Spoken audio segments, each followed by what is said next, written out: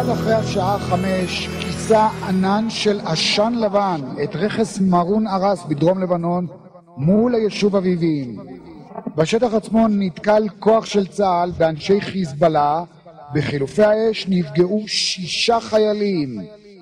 6 שנים מאז שצה"ל יצא מדרום לבנון הם התחפרו והתבצרו בכפרים האלה, מרון ארס, בינג'בל ושאר הכפרים בגזרה המרכזית. הם שרדו את פגזי הארטילריה, ועכשיו הם יוצאים מדי פעם ממקומות המסתור, מנסים להפתיע את יחידות החי"ר שנכנסו כבר אתמול לאזור הזה. כוח של סיירת אגוז עלה אתמול על מערב קטלני של חיזבאללה באזור מרון ארס שבדרום לבנון, סמוך ליישוב אביבים שעל הגבול. 3 מ-4 לוחמי אגוז שנהרגו אתמול בהיתקלות עם כוח חיזבאללה סמוך לכפר מרון ארס הובאו היום למנוחות. סמל ראשון נדב בלוע בן 21 מכרמיאל הובא למנוחות בעירו. שאין את החיילים, אז כבר התחלתי כולי לראות.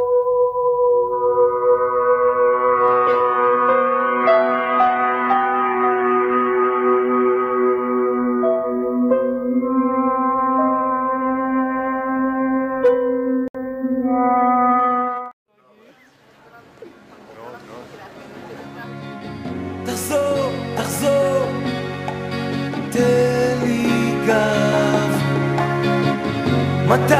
מתי אני אוהב?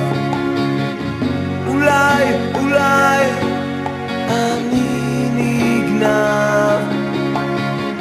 חלום לך עכשיו. זה כתוב בספרים, בשירים, במפות הכוכבים. מה כולם מחפשים? את האושר מקווים, והגורל צבעו אפל עמוק בפנים. אל תבכי אחות קטנה, זה לא פשוט, את מבינה, את מבינה.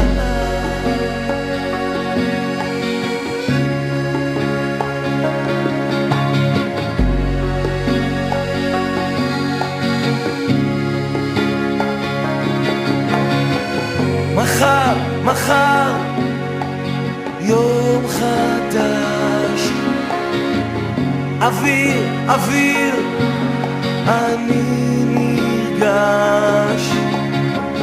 תחזור תן לי גב.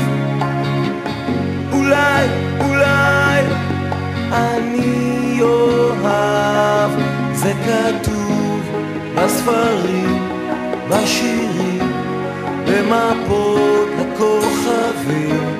מה כולם מחפשים?